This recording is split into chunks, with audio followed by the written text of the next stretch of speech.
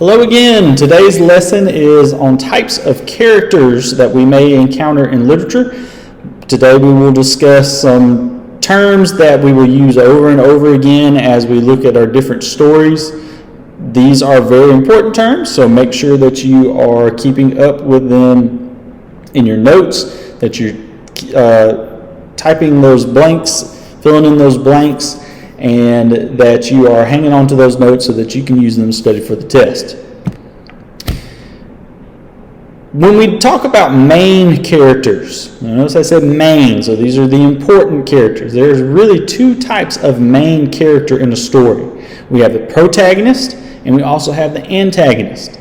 Now, a lot of people think this is the good guy is the protagonist, the antagonist is the bad guy, which most of the time that is true.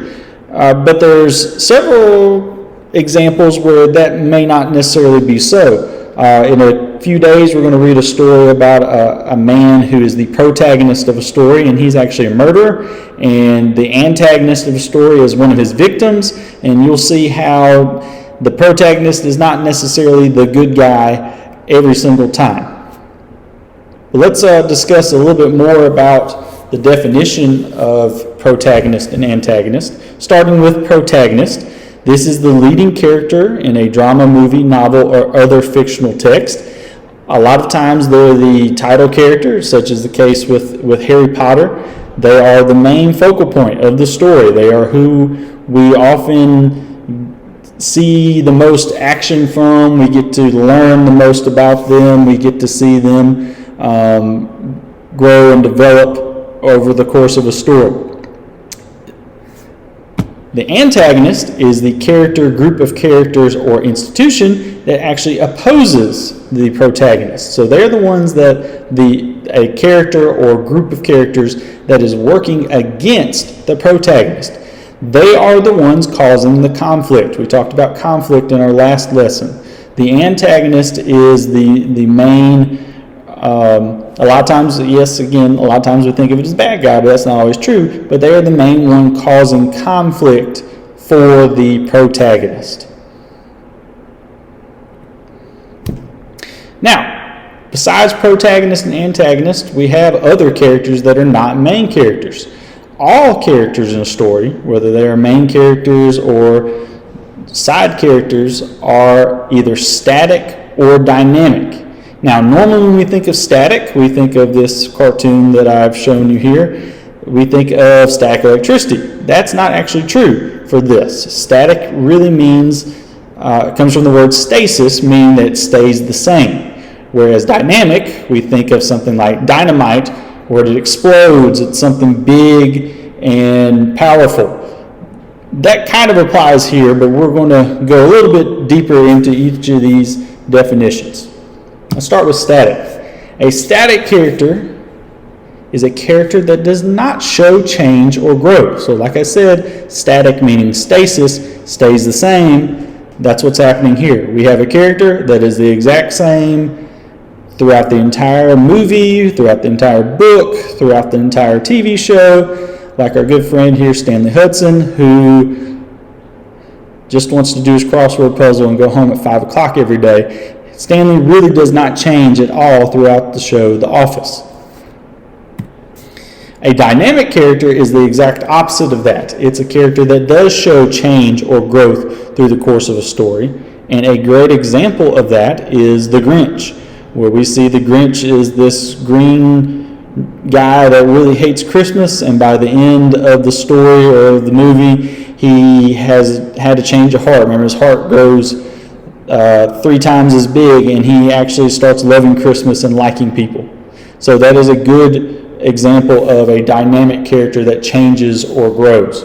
A lot of times your main character, your protagonist, is going to be a dynamic character because you're going to see them grow over the course of a story. So keep that in mind. One other thing that we need to talk about when we talk about characters is narrative perspective. And another name for narrative perspective you've probably heard of before is point of view. When we say point of view, we're talking about how we see the story or how the story is told to us. It's an important factor for evaluating characters in a story, and depending on the narrative perspective, a character can be viewed in multiple ways. It depends on who is telling the story. How well can we trust the person that is telling the story to us? Maybe, like the example I talked about earlier with the murderer being the protagonist, maybe that person sees things in a different perspective, and so he sees himself as the victim when in fact he's the one causing harm.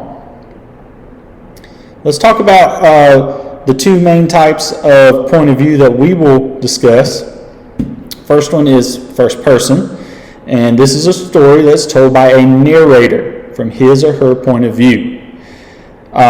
It's easily identified by the use of I or me. So in the example I've given you here, I'm not going to read it all out loud to you, but the example I gave you is from The Hunger Games, where Katniss Everdeen is the narrator. She is a character in the story, and she is the one telling the story.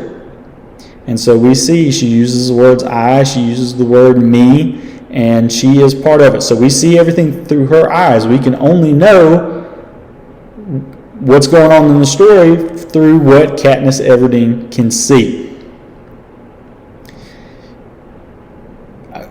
Our next one is third person. Now notice I skipped second person. Second person doesn't really apply to us. Second person is when you use an instruction manual and says you do this, you do that. We don't really see that very often in literature. It may be every now and then, but not really. Mainly first person or third person. So let's talk about third person.